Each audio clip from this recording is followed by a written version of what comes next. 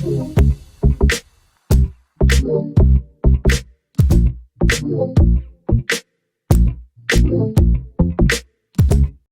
To new blog guys. आज हम जा रहे हैं लेजर लाइट शो देखने के लिए सेंटर जेल बरेली में।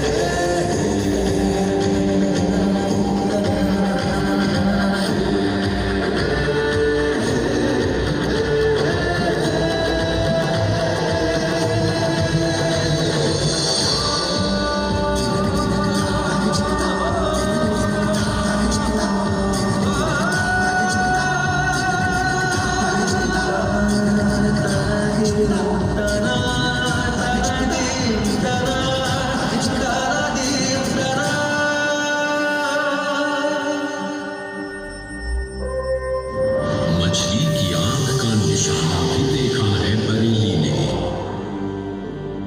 अर्जुन के पौरुष का पाना भी देखा है बरेली ने। गांधी की अहिंसा का जमाना भी देखा है बरेली ने। शहीदों की हुंकारों का फसाना भी देखा है बरेली ने।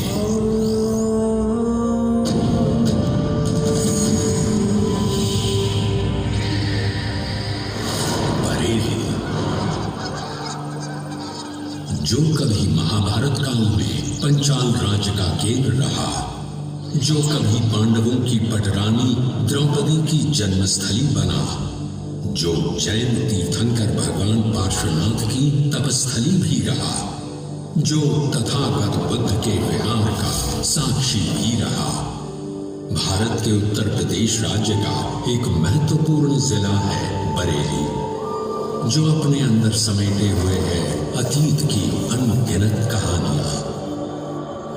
इन कहानियों में से कुछ तो इतिहास के पन्नों में दर्ज है, लेकिन कुछ ऐसी भी है जो कानों के रास्ते सीधे दिलो दिमाग में घर कर जाती है। महाभारत से जुड़ी ऐसी ही एक कहानी आज भी जनमानस में प्रचलित है। इस कहानी के मुख्य पात्र हैं पंचाल राज्य के अधिपति और द्रौपदी के पिता राजा द्रुपद। माना जाता है कि राजा द्रुपद ने कभी आचार्य द्रोण का अपमान किया था। वो अपमान प्रतिशोध की ज्वाला बन आचार्य द्रोण के हृदय में दहक रहा था। इसलिए जब हस्तिनापुर के राजकुमारों की शिक्षा पूर्ण हुई, तब आचार्य द्रोण ने गुरु दक्षिणा के रूप में उनसे पंचाल नरेश द्रुपद की पराजय मांगी। सुयोधन के असफल प्रयास के बाद पांडवों ने राजा द्रुपद को युद्ध में परास्त किया और उन्हें बंदी बनाकर गुरु द्रोण के समक्ष ले आए और कहा, हे गुरुवर, हमारे गुरु दक्षिणा स्वरूप हम आपके शत्रु राजा द्रुपद को युद्ध में परास्त कर बंदी बनाकर लाए। अब आप इन्हें दंड दीजिए गुरुदेव। दंड तो मैं इसे अवश्य ही दूंगा कुंती पुत्र, परंतु मेरा दंड कुछ ऐसा होगा जिसमें ये एक राजा तो होगा, परंतु इसका स्वाभिमान सदैव के लिए लज्जित होता रहेगा। ये कैसे संभव है गुरुदेव? संभव है वत्स, ये भी संभव है।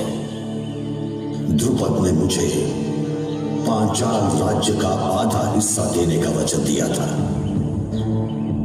मैं आज अपना वही आधा हिस्सा ले रहा हूं। इसी क्षण से पांचाल राज्य दो भागों में विभाजित होगा। उत्तर पांचाल का राजा मेरा पुत्र अश्वत्थामा होगा और दक्षिण पांचाल का शासन पांचाल नरेश द्रुपद के पास ही रहेगा। इससे ये राजा भी बना रहेगा और आधा राज्य खोने से इसके स्वाभिमान को ठेस भी पहुंचती रहेगी। द्रोणाचार्य ने अश्वत्थामा को जिस राज्य का शासक नियुक्त किया, उसी उत्तरी पंचाल राज्य की राजधानी हरिश्चंद्र के भग्नावशेष आज बरेली की आंवला तहसील के रामनगर गांव में पाए जाते हैं। लखनऊ सिर पेट देहली और दोनों का दिल बरेली।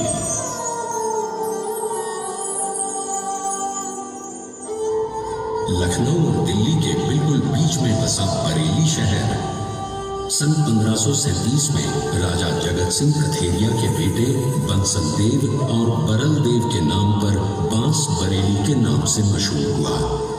लेकिन कुछ लोगों का मानना है कि चूंकि यहाँ बांस का फर्नीचर बनता था, इसलिए इसे बांस बरेली कहा जाता था। इससे उलट कुछ लोग ये भी कहते हैं कि सन 1657 में मकरंद राय ने जिस शहर का निर्माण करवाया, वो शहर कोई और नहीं बल्कि बरेली ही था। मुगल, अफगान, रोहिल्ला सभी का दौर देखा है, बरेली ने नवाबी और इंग्लिश दौर देखा है। इतिहास के पन्ने पलटने पर पता चलता है कि सन 1702 से 1720 तक रोहिलखंड में रोहिले राजपूतों का शासन था, जिसकी राजधानी बरेली ही थी।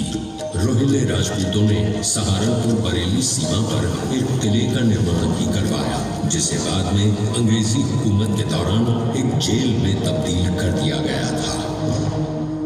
आज के दौर की सहारनपुर की जिला जेल इसी किले का हिस्सा है। रोहिल्लाओं के बाद बरेली अवध के नवाब शुजाउद्दौला और उनके बाद उनके बेटे आसफुद्दौला के हाथ में आया। पर बदकिस्मती तो देखिए कि ये वो दौर था जब नवाबी खत्म हो गई थी और स्थिति बद से बदतर होती जा रही थी।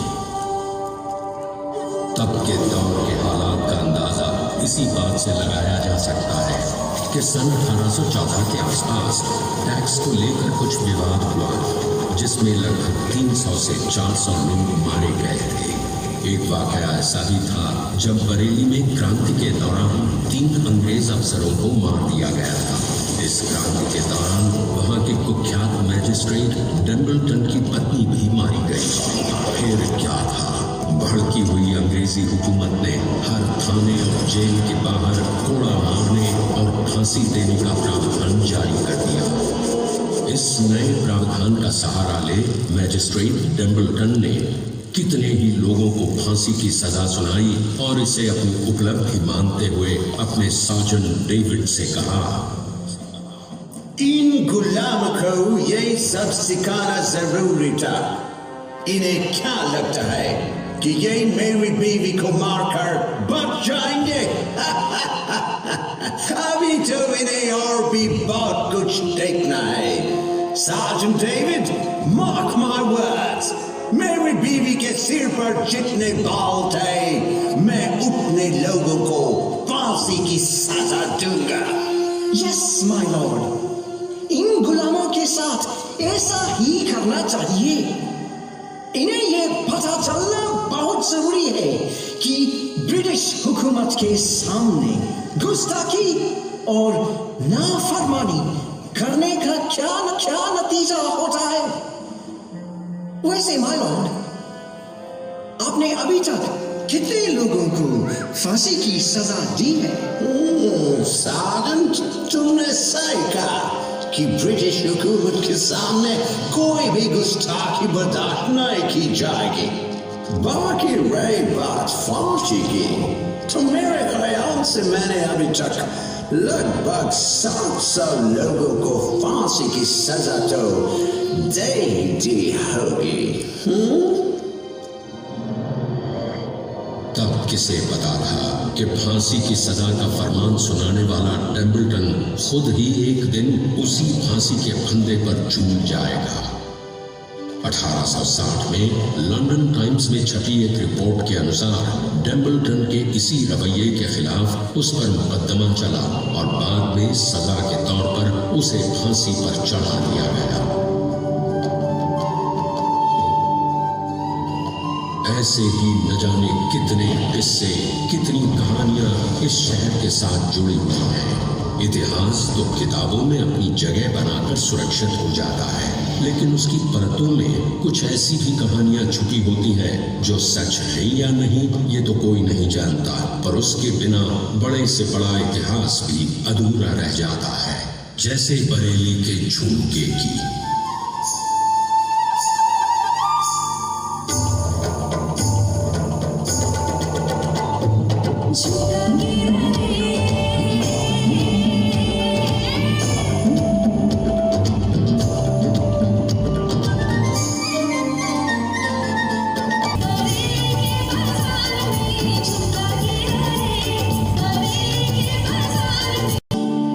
कुछ कहानियां गुम हो जाती हैं तो कुछ नई कहानियां पनपने लगती हैं। बरेली के इतिहास के पन्नों में तो अभी और महत्वपूर्ण कहानियां जुड़नी थी भारत के स्वतंत्रता संग्राम की। बरेली में स्थापित ये जिला कारावास भारतीय स्वाधीनता संग्राम के एक महत्वपूर्ण केंद्र के रूप में जाना जाता है। स्वतंत्रता संग्राम की आग जब धीरे धीरे बढ़ रही थी तो इसे रोकने के लिए अंग्रेजों को नई नीतियों की जरूरत थी। सन 1836 में अपनी जेलों का नियंत्रण और मजबूत करने के लिए अंग्रेजों ने एक जांच समिति का गठन किया, जिसमें लॉर्ड मैकॉले भी शामिल हुए। इस जांच समिति ने अपनी नई नीतियों के अनुसार जेल का नियंत्रण जिला कलेक्टर से हटा दिया और निर्णय लिया कि एक नई जेल का निर्माण किया जाएगा, जिसके आसपास मिलिट्री कैंप होगा, ताकि जेल में होने वाली हिंसा या उपद्रव के समय सैनिकों को शीघ्र बुलाया जा सके। सन 1848 में इसी नीति के अंतर्गत निर्माण हुआ बरेली सेंट्रल जेल का।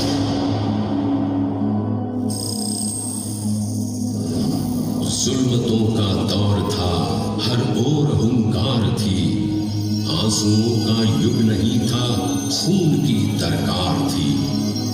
जुल्म की जब इंतहा होने लगी तो मुल्क में बेड़ियां तलवार बनने के लिए तैयार थी। सन 1857 भारत के पहले स्वतंत्रता संग्राम का बिगुल बज चुका था। मंगल पांडे की हुंकार से शुरू हुई ये लड़ाई धीरे धीरे पूरे भारतवर्ष में फैल गई। इस लड़ाई में हाफिज अहमद खान के पोते नवाब खान बहादुर ने 31 मई सन 1857 को अंग्रेजों को हरा बरेली से खदेड़ दिया था। पर ये खुशी ज्यादा दिन तक नहीं रह पाई, क्योंकि अंग्रेजी हुकूमत ने इस स्वतंत्रता संग्राम को पूर्ण रूप से कुचल दिया था।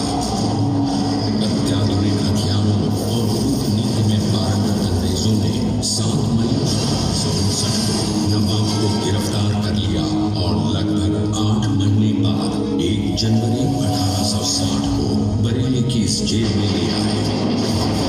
ब्रिटिश साम्राज्य में क्रांति की चिंगारी बनकर उभरे इस बहादुर नवाब को अंग्रेजों ने 24 फरवरी सन 1860 को इसी जेल में फांसी के तख्ते पर लटका दिया।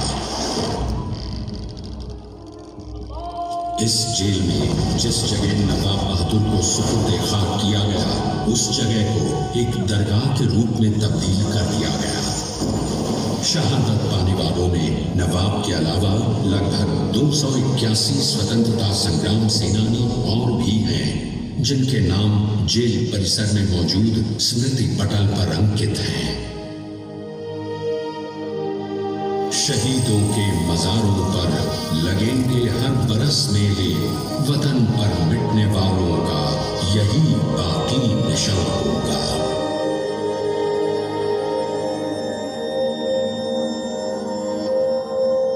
बरेली जेल की इन दीवारों ने आजादी के मतवालों के हौसलों को बहुत करीब से महसूस किया है।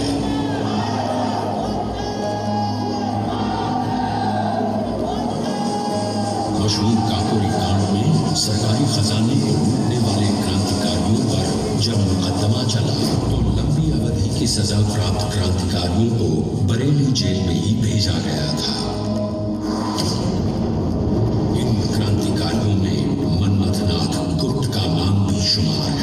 जिन्हें नाबालिग होने की वजह से सजाए मौत देने की बजाय 14 साल कैद की सजा सुनाई गई थी। ये जेल की दीवार क्या रोकेगी उन दीवानों को जो निकले हैं मौत का कफन पहन आजादी पाने को।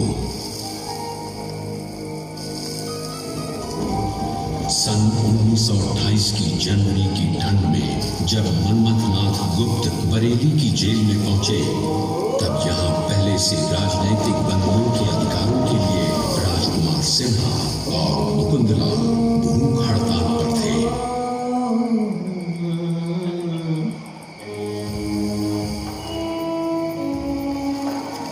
उनकी मांगे थी अच्छा खाना, पढ़ना लिखना, अखबार की सुविधा और श्रम न करवाना, जिसे अंग्रेज अधिकारी नजरअंदाज करते आ रहे थे।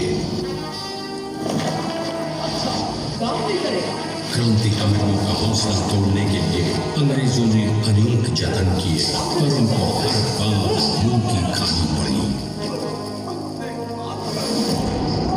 जहां एक तरफ अंग्रेजों की ज्यादतियां बढ़ती जा रही थी, तो वहीं दूसरी ओर क्रांतिकारियों के हौसले भी बुलंद थे और वो मान कर बैठे थे कि चाहे कुछ भी हो जाए, फिरंगी उनकी भूख हड़ताल तोड़ नहीं पाएंगे। धीरे धीरे मुकुंदलाल और राजकुमार सिन्हा का स्वास्थ्य बिगड़ने लगा और ये खबर जेल की चार दीवारी के बाहर बैठे क्रांतिकारियों के कानों तक भी पहुंची। अपने साथियों को बचाने और जेल से बाहर निकालने के लिए चंद्रशेखर आजाद ने कहा, दामोदर, बरेली जेल में क्रांतिकारियों की भूख हड़ताल बहुत लंबी चल गई है। अब वक्त आ गया है कि उन्हें जबरन जेल से बाहर निकाला जाए। आप किसी तरह जेल के भीतर यह खबर भिजवाएं कि हम उन्हें छुड़ाने के लिए योजना बना चुके हैं। वे तैयार रहें। आप निश्चिंत रहे आजाद, मैं जेल के भीतर ये खबर पहुंचवा दूंगा और यहाँ बरेली में आपको जो भी मदद चाहिए उन सब का भी बंदोबस्त हो जाएगा। खबर तो जेल के भीतर पहुंच गई, लेकिन अनशन पर बैठे क्रांतिकारियों का स्वास्थ्य इतना खराब था कि चंद्रशेखर आजाद को अपनी योजना स्थगित करनी पड़ी। इसके उलट मनमथनाथ गुप्त ने आजाद को यह संदेश भिजवा दिया कि अब उन्हें छुड़ाने के बजाय उनकी लाशों के अंतिम संस्कार का बंदोबस्त करना चाहिए।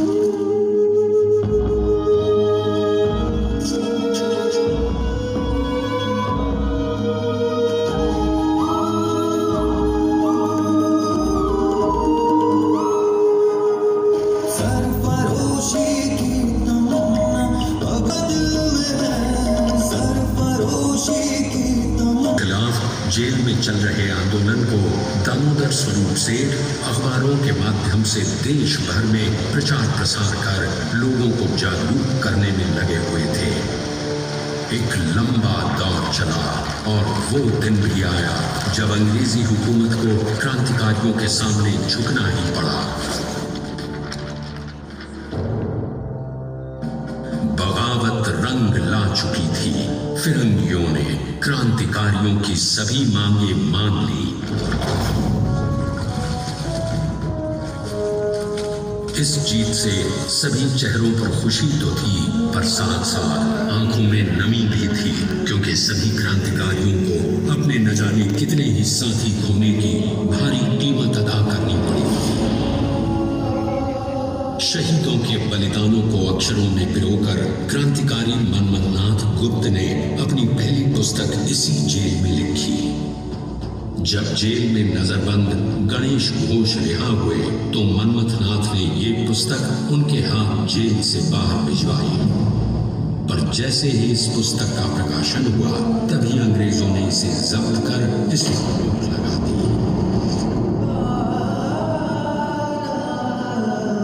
किताबें लिखने के लिए शायद ये जेल काफी मुफीद रही है।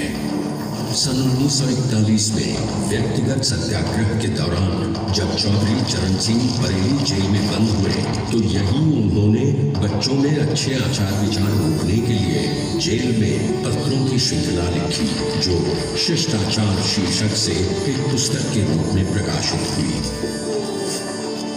झूठा सच जैसा कालजयी उपन्यास लिखने वाले प्रोफेसर यशपाल भी बरेली की इस जेल में बंद रहे थे। प्रोफेसर यशपाल की बात करें तो आपको वीडियो पसंद आएगा, लाइक करिए, सब्सक्राइब करिए। मिलते हैं नेक्स्ट वीडियो में। बाय।